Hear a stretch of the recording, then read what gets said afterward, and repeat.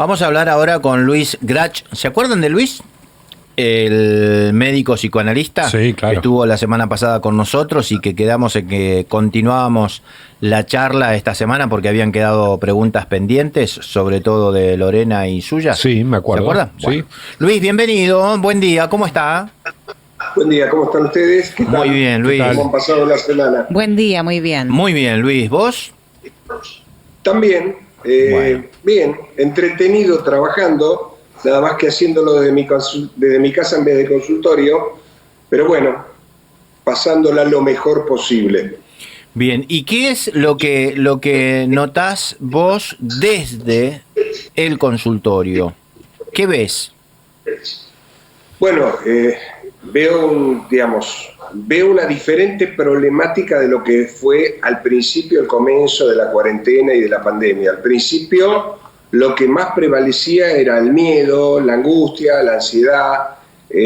No tenemos que olvidarnos que el miedo tiene determinadas características. El miedo se propaga mucho más fácilmente que el virus, es más contagioso que el virus, porque para contagiarse el virus hace falta estar en contacto con una persona que es un portador sano o un enfermo. En cambio el miedo se puede contagiar por teléfono, a través de los medios de comunicación. El miedo se alimenta mucho de la ignorancia y el miedo favorece la regresión y la disminución del sistema inmunitario. Entonces es muy peligroso. Eso veía yo al principio. Después la gente empezó como a adaptarse a esta situación y a sentir que estando dentro de su casa estaba como de algún modo protegido. O sea, la casa pasó de ser la prisión a ser el refugio. En la medida que el tiempo fue pasando, como el aparato psíquico de los seres humanos tiene una tendencia al pensamiento lineal. ¿Qué quiero decir con esto? Uno va al casino, apuesta 3, 4, 5 veces y gana, y entonces la sensación que tiene es que va a ganar siempre. Cuando a uno le va mal, también tiene ese pensamiento lineal y cree que el malestar va a durar siempre, va a ser eterno, y es lo que yo creo que está ocurriendo hoy en día. Hoy en día la gente está muy deprimida, muy triste, muy angustiada por diferentes motivos. Primero por motivos sanitarios, uno tiene miedo de contagiarse, los casos van incrementándose día a día, los muertos van incrementándose día a día y hay sectores de la población que están mucho más afectadas. Yo diría que los niños y los adultos en edad de riesgo son las personas que están más afectadas. Y lo que yo veo es que ahora la gente tiene una sensación de angustia frente a la idea de que esto va a ser interminable, que no tiene fin, que ya hemos pasado mucho tiempo en cuarentena y que la gente, como decía yo recién, tiene una angustia realista, que es la angustia económica, la supervivencia, la sensación de que el esfuerzo de toda la vida puede derrumbarse y una persona puede, desde pasar hambre hasta tener que pasar restricciones o dejar de poder hacer lo que fue su vocación, su fuente de ingresos, el recurso por el cual mantenía a su familia, y todo eso también tiene que ver con la autoestima. Trabajar no es solamente generar dinero para comer, trabajar es hacer lo que a uno le gusta, es tener cierto reconocimiento social, prestigio, ser conocido en el grupo de los amigos. Yo escuché recién ustedes hablaban de cafés o negocios ilustres de la ciudad de Neuquén. Bueno, los dueños de esos negocios tenían un cierto prestigio social derivado de que el lugar era conocido, de que lo visitaba mucha gente, que tenía prestigio, que era su fuente de ingresos y que además lo que le gustaba hacer. Sí. Hoy en día estamos todos angustiados preguntándonos hasta cuándo va a durar esto, porque el ser humano necesita tener cierta ilusión de certidumbre. ¿Qué quiero decir con esto? Que la vida es incierta, no sabemos cuándo nos vamos a morir, no sabemos qué nos va a pasar, no sabemos qué número va a salir en la lotería, pero necesitamos de algún modo paliar esa incertidumbre dándonos una cierta expectativa de certidumbre, que nos digan cuándo vamos a volver a la normalidad. Es lo mismo que pasa con una persona que comete un delito y entonces el juez le dice: te voy a condenar a 15 años de prisión. Por supuesto que es una noticia terrible, pero esa persona de algún modo puede acomodarse a pensar, tengo 30 años, cuando tenga 45 saldré nuevamente en libertad y si me porto bien, quizás pueda morigerar o disminuir la pena. Nosotros en este momento no sabemos hasta cuándo vamos a estar en esta situación y no sabemos si vamos a salir vivos, si no nos vamos a contagiar nosotros o nuestros familiares, si no se va a enfermar alguna persona de nuestra familia, y entonces necesitaríamos para estar mejor una cierta cuota de certidumbre que no la hemos podido alcanzar porque es muy difícil en situaciones como estas saber cuándo, sabemos cuándo esto empieza, pero no sabemos cuándo va a terminar o cuándo va a mejorar. No me acuerdo quién dijo que en el ajedrez se pueden aprender aperturas, pero nadie puede aprender qué es lo que va a pasar durante toda la partida y cómo va a terminar. Así que lo que yo veo hoy es más que nada una sensación de angustia en los adultos frente a la incertidumbre de cuándo esto termina y muchos casos de chicos afectados seriamente por la cuarentena. Luis, ¿cómo juega la pérdida de privacidad de cada uno de los integrantes de un grupo familiar durante estos más de 100 días de encierro? Claro, muy buena tu pregunta, es excelente porque en la vida normal todos tenemos una cuota de privacidad. El hombre adquiere un espacio de privacidad cuando se va a trabajar, o la mujer se va a trabajar, tiene su ámbito de trabajo, sus amigos, sus conocidos. En la medida en que la familia está confinada, tiene que convivir las 24 horas del día, la gente pierde sus espacios de privacidad. Yo lo veo mucho con mis pacientes a los que les doy sesión por videollamada y entonces para ellos, muchos de ellos, es difícil tener la privacidad que le brinda el espacio del consultorio para hablar de sus cuestiones personales.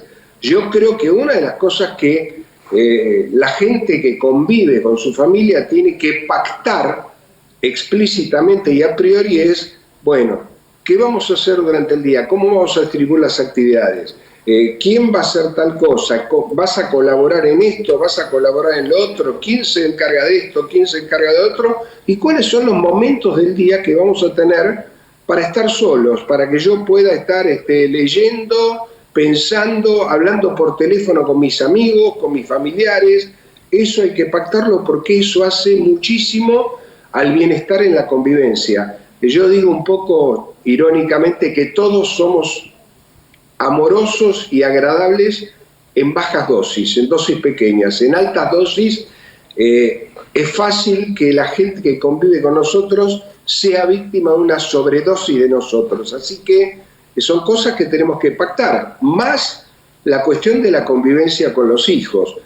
Cada cuarentena tiene su singularidad. También la persona que vive sola tiene su singularidad en la cuarentena, tiene la sensación de que tiene que abastecerse en todo, tiene que salir a hacer las compras, cualquier cosa que le pase no tiene con quién intercambiar o poder hablar de las cosas que le producen angustia, pero bueno, puede recurrir al teléfono, a internet, a comunicarse con amigos, y yo creo que en la convivencia, es muy buena tu pregunta, las parejas tienen que pactar explícitamente de qué modo vamos a convivir, qué va a hacer cada uno y cómo lo vamos a hacer, y cuáles son los espacios de soledad que todos necesitamos para estar con nosotros mismos, para poder pensar, para poder leer, para poder ver televisión solo, para poder tener un diálogo, por ejemplo, con un amigo.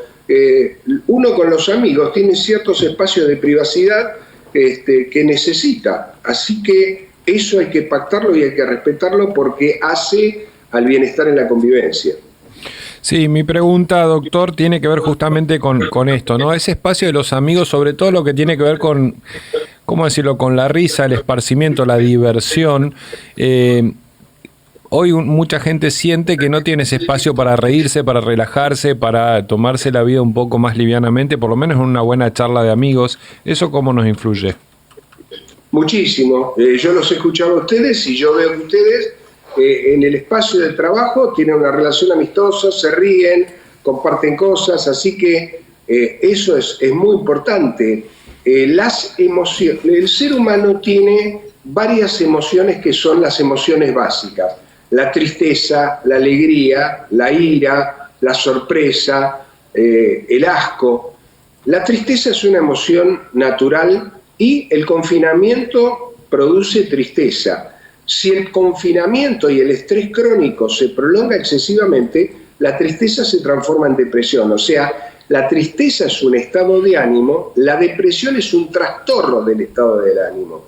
Y una de las maneras de paliar la tristeza, como vos bien decís, es hablar con los amigos, reírse. Yo recibo una cantidad increíble de chistes por internet, de memes. La creatividad en ese sentido de los argentinos es inagotable y es una manera de paliar la tristeza, la soledad, compartir estos pequeños videos de humor, de chistes acerca de la realidad desafortunada que tenemos que compartir, que es la de vivir el estrés crónico. Claro. Y además tenemos que pensar que hay grupos humanos que hoy están sometidos a un estrés mucho mayor aún. Por ejemplo, el personal médico y el personal sanitario. Todos mis colegas médicos que están en el frente de batalla, que están trabajando 20 horas diarias en la atención directa de los pacientes o en contacto con los familiares de los pacientes, las enfermeras, los enfermeros, los camilleros, todos los que están en el frente de batalla, tienen un tipo de estrés muy particular que se llama burnout syndrome. Esto en inglés quiere decir, es como el síndrome de estar quemado, lo que antiguamente se llamaba el surmenage, que es una persona que no descansa lo suficiente, tiene una exigencia de no cometer ningún error, o sea, el error sería fatal. Imagínense ustedes lo que es tener que atender pacientes en terapia intensiva después de dormir poco, de estar estresado, de estar en contacto constantemente con la vida y con la muerte. Esas personas tienen un estrés mucho mayor que el que padecemos todos nosotros, productos de la cuarentena, y entonces esa gente también necesita consideración, tratamiento, apoyo psicológico y, como bien decías, la posibilidad también de hablar con amigos, de intercambiar cosas, chistes, anécdotas, estados de ánimo, porque cuando uno habla de lo que le pasa, eso solo ya disminuye la angustia y hace menos trágico todo. Cuando uno puede comunicar los estados emocionales, esos estados emocionales automáticamente se achican. Si yo estoy angustiado y tengo miedo de contagiarme y llamo a un amigo y le cuento y mi amigo me tranquiliza, me dice, no te preocupes, no va a pasar nada, cuelgo con él y al rato me siento un poco mejor. La angustia no se extinguió totalmente, pero de algún modo mi yo puede contener esa angustia. El yo es como si fuera una copa de vino. Cuando la copa es pequeña se desborda con una pequeña cantidad de vino. Cuando la copa es grande puede contener más vino. Entonces, cuando uno está angustiado es como si se le achicara la copa y se desborda con angustia con mucha facilidad. Hablar de las emociones es lo que hace que podamos sobrellevarlas mejor, entenderlas, convivir con ellas mucho mejor y la experiencia se nos hace mucho más llevadera. O sea que el humor, la empatía, el dialogar con los amigos, obviamente es fundamental. Bien. Luis, la última y ya lo estamos liberando. Esto de retroceder en todo lo que habíamos logrado, ¿no? Ustedes allí en AMBA están prácticamente sobre fase 1 y nosotros estamos más o menos, para que tengas una idea, sobre fase 3. ¿Qué significa para este cuadro de incertidumbre y de angustia que vos nos estás trazando? Es excelente tu pregunta, me encanta. Primero, creo que es muy recomendable para los porteños para bajar nuestra soberbia. El porteño siempre se ha sentido superior a los argentinos del interior, y en este caso tenemos que reconocer que ustedes han hecho las cosas mejor y que les va mejor. Así que los felicito y me alegra que puedan disfrutar de una cuota de bienestar mayor que la nuestra. El aparato psíquico, cuando somos chiquititos, se rige por lo que se llama el principio de placer. Y poco a poco vamos instaurando el principio de realidad. El principio de realidad hace que tengamos que aprender normas, tenemos que aprender a leer, a escribir, tenemos que ir adaptándonos a ciertas restricciones, tenemos que restringir el principio de placer e ir incluyendo el principio de realidad. ¿Qué quiere decir? Que cuando uno es chiquitito, uno quiere vivir en un placer limitado, no tolera las frustraciones, y en la medida que va incorporando el principio de realidad, se tiene que ir adaptando a una nueva realidad y aceptar, restringir esa proclividad a vivir regido por el principio de placer. Nosotros, creo yo, que por las razones diferentes, es como si hubiéramos repetido el grado.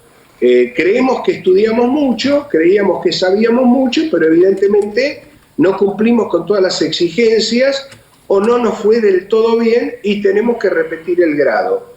En estas situaciones yo creo que debe ser dificilísimo ocupar un cargo político, un cargo público y tener que tomar esta clase de decisiones. Estar en los zapatos de los gobernantes es muy difícil porque es como que un error en ese sentido no solamente tiene un costo político, sino que tiene un grado de responsabilidad con las decisiones que toman si no retrocedemos, la tasa de mortalidad va a aumentar increíblemente, y si retrocedemos tienen que bancarse las críticas de toda la gente que de algún modo está hastiada de la cuarentena. Yo creo que tenemos que dar un paso atrás porque evidentemente las cosas no funcionan bien. La cantidad de infectados ha crecido, está creciendo a nivel exponencial, hay un límite en cuanto a la posibilidad de atender enfermos, hay un límite de camas, hay un límite de respiradores, hay un límite de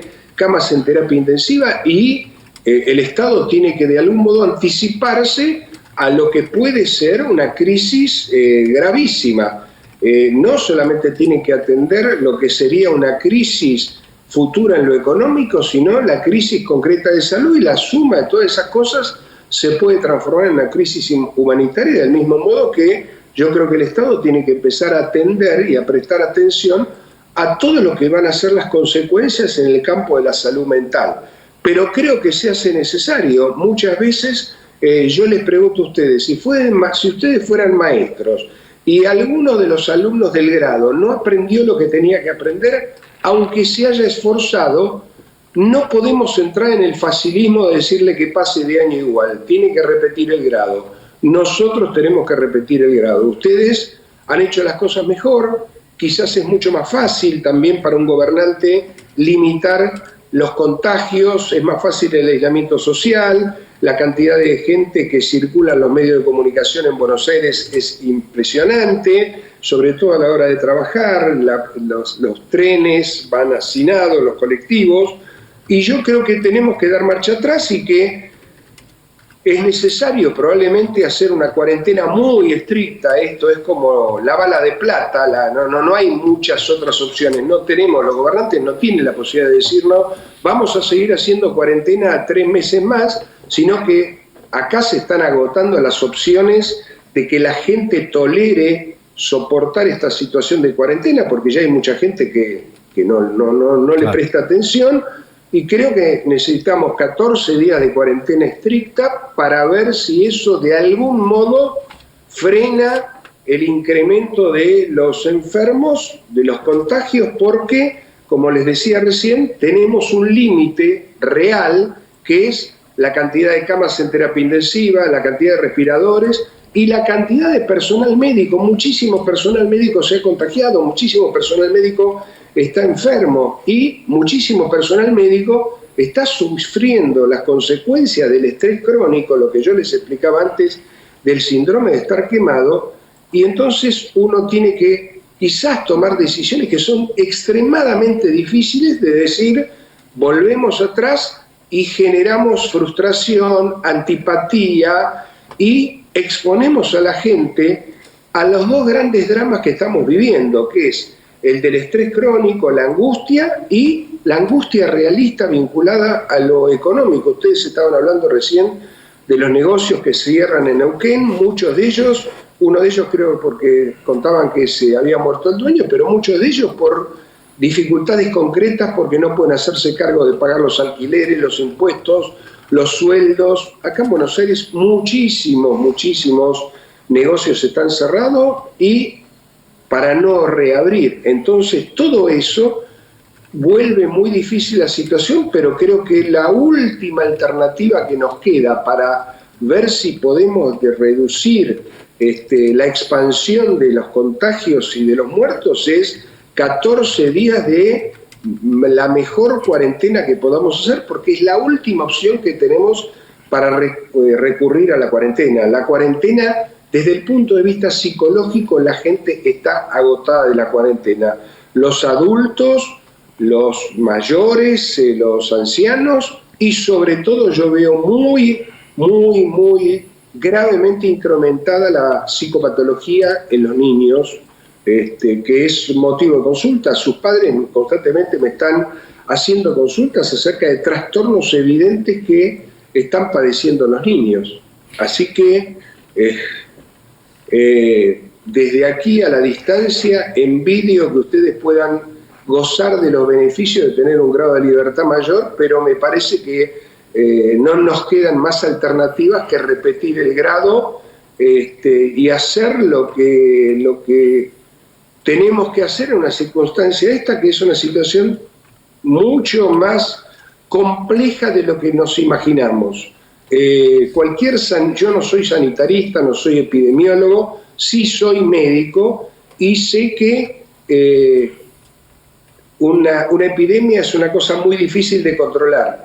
Al mismo tiempo también le quiero decir a la gente que esta no es la primera pandemia en la historia de la humanidad. Uh-huh. En el siglo XIV existió en Europa y en Asia la peste bubónica, la peste negra, de la cual murieron 25 millones de personas. O sea, también las pestes, las plagas, las pandemias, hay un momento en que terminan, hay un momento en que concluyen. Nosotros podemos ver por televisión muchas ciudades de Europa donde la gente ya está en la playa, ya se ha distendido, la tasa de contagios ha disminuido sensiblemente, y bueno, nosotros estamos viviendo el invierno, que es la época típica de las enfermedades respiratorias. En Estados Unidos, normalmente, en el invierno, se mueren 40.000 personas de patologías respiratorias, no necesariamente de coronavirus. O sea que la patología respiratoria alcanza su clímax durante el invierno, que es la época del año que estamos atravesando. Tenemos que tener la confianza, porque tenemos que tener esperanza, porque debajo de la esperanza siempre está la confianza. Y la confianza la tenemos que tener respecto de que la humanidad ha atravesado muchas pandemias. El ser humano tiene una capacidad psicológica que nosotros los psicoterapeutas llamamos resiliencia, que es la capacidad de salir fortalecido después de una experiencia traumática. Confío en que todos nosotros podamos hacer lo mismo, superar esta situación y dejar de pensar linealmente, dejar de creer que esto va a ser eterno. Esto tuvo un principio, va a tener un final, nos vamos a tener que acostumbrar a una experiencia nueva, que es volver a salir del confinamiento, porque también estar confinado tiene sus beneficios. En la medida en que yo estoy confinado me siento menos expuesto a la enfermedad, me acostumbro. Esta casa que en su momento fue para mí la prisión que me producía claustrofobia, hoy es el refugio. Y el día que me digan podés salir, pasa un poco lo que pasa con los chicos. Yo veo que a los chicos durante 3 meses los padres les han dicho no podés salir porque es peligroso, y ahora los padres le dicen vení, vamos a dar una vuelta a manzana porque el gobierno recomienda que salgas a caminar un poco. Y el chico le da miedo porque durante 3 meses le estuvieron diciendo que salir a la calle implica un riesgo de muerte, y ahora le están dando una orden contraria, que es venir, salgamos que esto es saludable. Y a los chicos les cuesta eso. El problema del chico es que tiene lo que se llama una depresión enmascarada. Los niños no saben que están deprimidos, no pueden hacer como los adultos que, como antes les decía, llamamos por teléfono a un amigo o a la pareja, le decimos, estoy triste, estoy angustiado, me preocupa el negocio, me preocupa la salud de mi mamá o de mi abuela. Los chicos no pueden hacer eso y entonces hacen síntomas. Perdón, sí. Sí, Luis, tenemos que ir a las noticias. Me extendí mucho. Lo dejamos. Te llamamos la próxima semana, ¿te parece?